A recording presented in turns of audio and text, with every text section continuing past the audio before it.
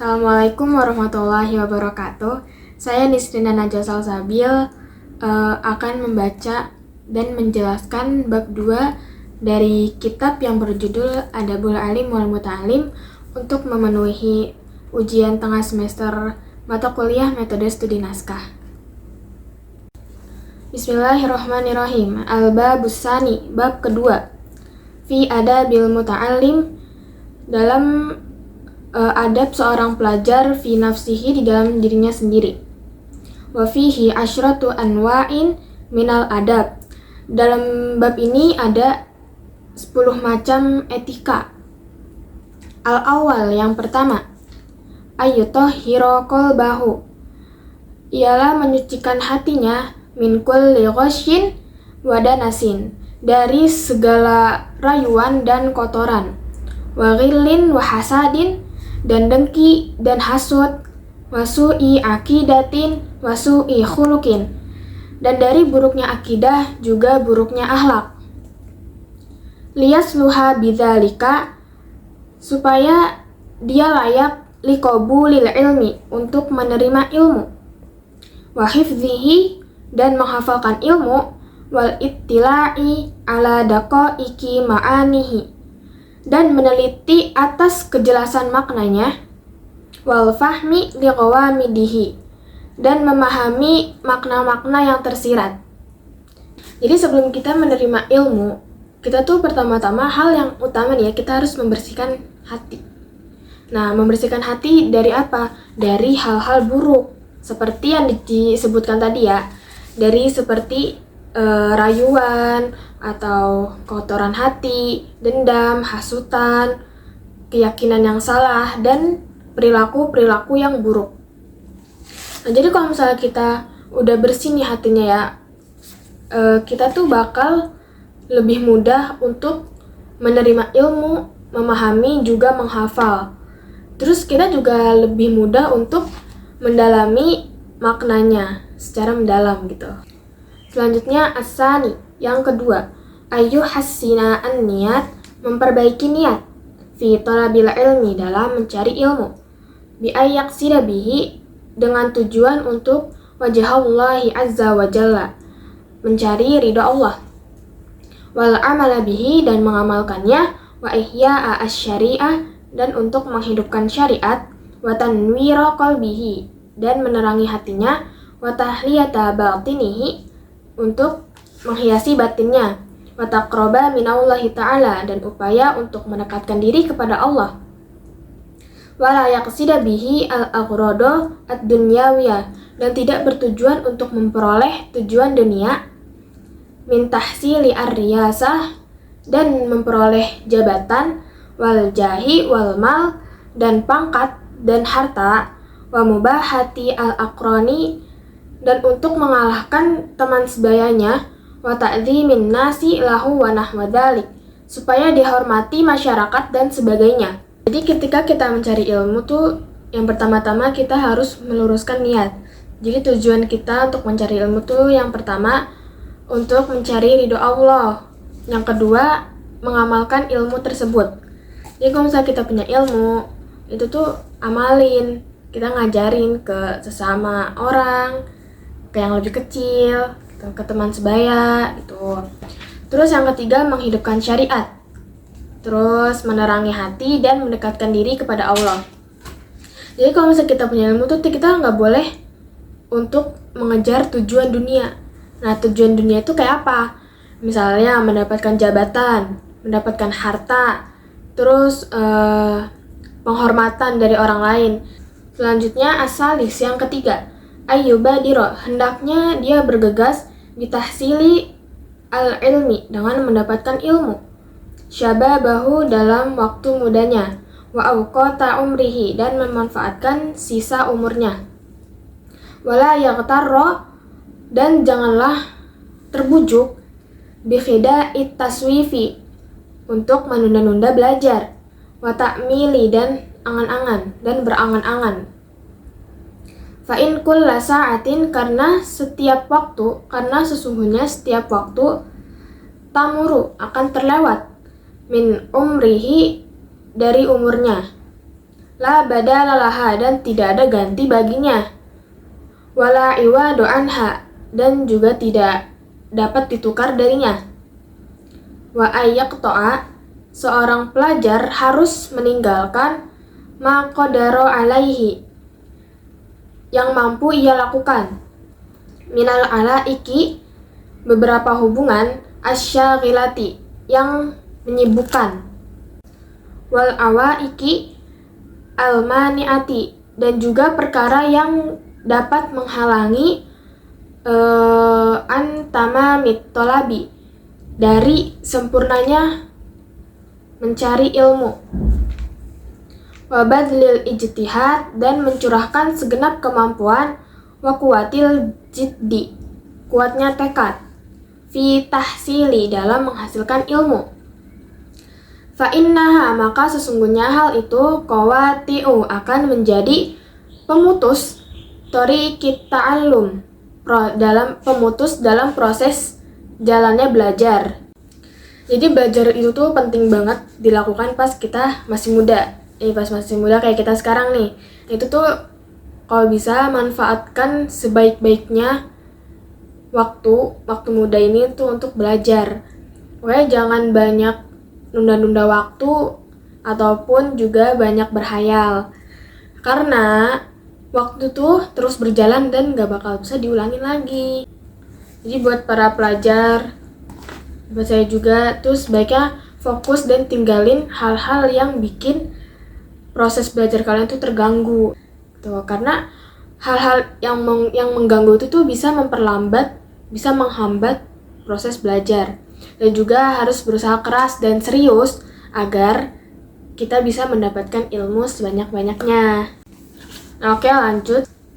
Ar-Rabi, yang keempat. Ayat na'a, harus menerima apa adanya atau qanaah. Minal quti, baik itu berupa makanan, wal libasi, dan pakaian, bima tayassaro, dengan sesuatu yang sederhana, fabis sabri, dan sabar, ala adna, atas kehidupan, al-aishi yanalu sa'atal ilmi, di bawah garis kemiskinan yang dialami ketika dalam proses mencari ilmu. Wajam asyamli al-qalbi, serta menahan morat maritnya hati, min mutafarriqatil amal, dari banyaknya angan-angan dan keinginan. Wa yatafajjaru fihi yanabiul hikam, sehingga sumber-sumber hikmah akan mengalir ke dalam hati. Qala Imam Syafi'i radhiyallahu an, telah berkata imam kita Imam Syafi'i, la yuflihu, tidaklah beruntung, man talabal ilmi, seseorang yang mencari ilmu, bi'izzatin nafsi, dengan kemuliaan diri, wa sa'atil ma'isyah, dan lapangnya kehidupan. Walakin, akan tetapi, man talabahu bidillatin nafsi, orang yang mencari ilmu dengan perasaan hina, wadikil aishi, dan kehidupan yang serba sulit, wa khidmati, dan menjadi pelayan al ulama'i, para ulama, aflaha, maka dialah orang yang beruntung. Nah, jadi qanaah ya. Qanaah itu berarti menerima apa adanya, atau menerima apa yang kita punya dengan rasa syukur, baik itu makanan, pakaian, atau apapun yang kita dapatkan dengan mudah. Nah, dalam mencari ilmu itu kita juga perlu sabar dan tabah, meskipun hidup di dalam kemiskinan. Nah, kita juga harus bisa mengendalikan hati kita dari banyaknya keinginan dan juga impian yang berlebihan. Kalau misalnya kita ada ikhlas nih ya, itu kebijaksanaan dan hikmah tuh akan mengalir sendirinya di dalam hati kita. Wal khamis, yang kelima, ayat sima, hendaknya membagi awqata lailihi wa naharihi, terhadap waktu malamnya dan waktu siangnya. Wa yagtanima ma baqiya min umrihi, dan menggunakan kesempatan dari setiap umurnya. Fa inna baqiyatal umri la qimata laha, karena umur yang tersisa tidak ada nilainya. Wa ajwadu al-awqati, dan waktu yang paling baik lil hifzi al-asharu, untuk menghafal adalah di waktu sahur. Walil bahthi al-ibkar, dan waktu berdiskusi adalah waktu pagi. Walil kitabati wasatun nahari, dan untuk menulis adalah di siang, di tengah siang gitu ya. Walil mutola'ati wal mudzakarati lailu, dan untuk menelaah dan mengingat itu di waktu malam. Wa ajwadu amakini, dan tempat yang paling baik digunakan al-hifzi untuk menghafal al-ghurfu adalah di dalam kamar. Wa kullu maudi'in, dan setiap tempat ba'idin yang jauh anil mulhiyati, dari perkara yang bisa membuat lupa. Wala yahsunu, dan tidak baik al-hifzu menghafal bihadratin, di dekat an-nabati tumbuh-tumbuhan, wal khudrati, dan tanaman-tanamannya hijau, wal anhari, dan di tepi sungai, wadojijil aswati, dan tempat-tempat yang ramai. Jadi kita sebagai pelajar tuh harus pintar-pintar bagi waktu. Makanya kita tuh harus memanfaatkan sisa-sisa umur kita, karena itu sangat berharga. Nah, buat membagi waktunya tuh ya yang baiknya tuh, kalau misalnya mau menghafal itu tuh di waktu sahur. Terus kalau misalnya mau berdiskusi itu di waktu pagi. Terus untuk menulis di waktu siang. Terus kalau misalnya malam hari itu untuk meninjau ulang murojaah gitu ya, dan mengingat-ingat pelajaran gitu. Nah, terus tempat terbaik untuk menghafal itu tuh yang sepi ya. Biasanya itu gampang. Kalau misalnya ngafal di tempat yang sepi itu biasa gampang, tapi tergantung orangnya juga sih. Ada juga orang yang ngafal tuh biasanya tempat ramai itu juga ada gitu. Terus kita tuh sebenarnya nggak boleh ya menghafal di dekat tanaman hijau, terus atau tepi sungai. Itu tuh karena bisa bikin kita cepet lupa sama apa yang kita hafal itu. Selanjutnya wasadis yang ke-6, ayyuqallila, dan hendaknya menyedikitkan al-akla wasyurba, makan dan minum. Fa inna syiba'a, apabila kekenyangan, yamna'u minal ibadah, maka akan menghalangi semangat ibadah. Wa yuthqilul badan, dan menjadikan badan kita tuh menjadi berat. Wa min fawaidi qillatil akli, dan diantaranya faedah untuk mengurangi makan tuh sihatul badan kita menjadi sehat. Wadaf'ul amrodi, dan mencegah penyakit al badan, dan untuk mencegah penyakit di tubuh kita. Fa inna sababaha, karena sesungguhnya penyebab penyakit-penyakit yang ada di tubuh kita itu kasratul akli wa kasratul syurbi. Jadi karena disebabkan banyaknya makan dan juga banyaknya minum. Kamakila, sebagaimana dikatakan di dalam syair, fa innad da'a aktsaru ma tarahu, sesungguhnya penyakit yang kau saksikan kebanyakan yakunu minat to'ami au syarabi, ialah dari makanan dan minuman. Nah, jadi kita tuh sebenarnya kalau misalnya makan sama minum tuh secukupnya aja ya, jangan terlalu kenyang. Karena kalau misalnya terlalu kenyang juga tuh bisa bikin kita malas ngapa-ngapain ya, bisa bikin kita malas beribadah juga. Nah, terus apa sih faedahnya kalau misalnya kita ngurangin makan dan minum? Nah, itu tuh juga bisa mencegah tubuh kita agar terhindar dari penyakit. Mencegah penyakit datang ke tubuh kita gitu, kayak gitu ya. Soalnya penyakit-penyakit itu tuh juga biasanya datang karena kita terlalu banyak makan dan banyak minum gitu. Wasihatul qulubi, dan menjaga hati minatughyani wal batari, dari berbuat lalim dan sombong. Walam yura ahadun, dan tidak tampak seorang pun minal awliyai, dari para wali Allah, wal a'immati, dan pemimpin umat, wal ulama'i, dan para ulama, al akhyari, yang terpilih, yatasifu, yang bersifat, au yusofu, atau yang mempunyai sifat seperti itu. Bika suratil akli, sifat yang seperti apa? Bika suratil akli, yang makannya banyak. Walahumida bihi, dan tidak akan terpuji karenanya. Wa innama tuhmadu, sementara itu kasratul akli, makan banyak makan, minat dawabi, dari hewan ternak, allati, yang la ta'kilu, yang tidak berakal, wa tursadu lil amali, dan disiapkan untuk bekerja. Nah, jadi sebaiknya kita tuh menjaga hati kita dari perbuatan-perbuatan yang buruk. Misalnya apa? Berbuat tidak senonoh, terus melewati batas, sombong. Karena para wali Allah, pemimpin umat, ataupun ulama-ulama yang terpilih, itu tuh dia nggak bakal menunjukkan sifat-sifat itu, tuh ya.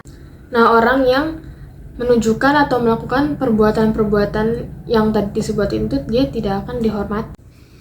Selanjutnya, wasabi yang ketujuh, ayu akhidah, harus mengambil tindakan nafsahu, terhadap dirinya, bil waroi, dengan sifat wiroi, wal ikhtiyati, dan berhati-hati, fi jami'i sya'nihi, dalam setiap keadaan, wa yataharra al halala fi ta'amihi wa syarabihi, dan memperhatikan kehalalan dalam makanannya dan minumannya, wa libasihi wa maskanihi, dan pakaiannya dan juga tempat tinggalnya, wa fi jami'i, dan segala sesuatu, ma yahtaju ilaihi, yang ia butuhkan, liyastaniro, agar tersinari, qalbuhu, hatinya, wa yasluha, dan pantas, liqabulil ilmi, untuk menerima ilmu, wa nurihi, dan cahaya ilmu, wa naf'i bihi, dan mengambil manfaat-manfaat ilmu, wa yanbaghi lahu, dan sebaik-baiknya pencari ilmu, ayyasta'milar rukhasa, yang menggunakan rukhsah atau dispensasi, fi mawadi'iha, pada tempatnya, indal hajati, ketika dibutuhkan, ilaiha, kepadanya, wa wujudi sababiha, dan adanya penyebab, fa innallaha, karena sesungguhnya Allah, yuhibbu, menyukai, antuk tarukhasuhu, kemurahannya dilakukan, kama yuhibbu, dan sebagaimana dia menyukai, antuk ta'azaimuhu, ketetapannya dilaksanakan. Jadi kita tuh harus menjaga diri kita dengan sifat wiroi. Apa itu sifat wiroi? Sifat wiroi itu adalah menjaga diri dari perbuatan yang bisa merusak harga diri. Nah, kita juga harus berhati-hati dalam bersikap, bertindak ya. Nah, terutama tuh dalam memperhatikan kehalalan makanan, minuman, pakaian, dan tempat tinggal. Apa tujuan memperhatikan semua itu? Itu tuh penting agar hati kita tetap bersih dan layak untuk menerima ilmu. Nah, dan juga kita tuh boleh memanfaatkan kemudahan dari Allah atau dispensasi ya, jika memang dibutuhkan. Karena Allah tuh senang kalau misalnya kemudahannya itu dimanfaatkan. Karena kalau misalnya kita memanfaatkan kemudahan Allah, itu tuh sebagaimana Allah juga suka jika perintahnya itu kita lakukan gitu ya. Shadaqallahul azim. Baik, mungkin segitu saja yang bisa saya sampaikan. Kurang lebihnya mohon maaf. Wassalamualaikum warahmatullahi wabarakatuh.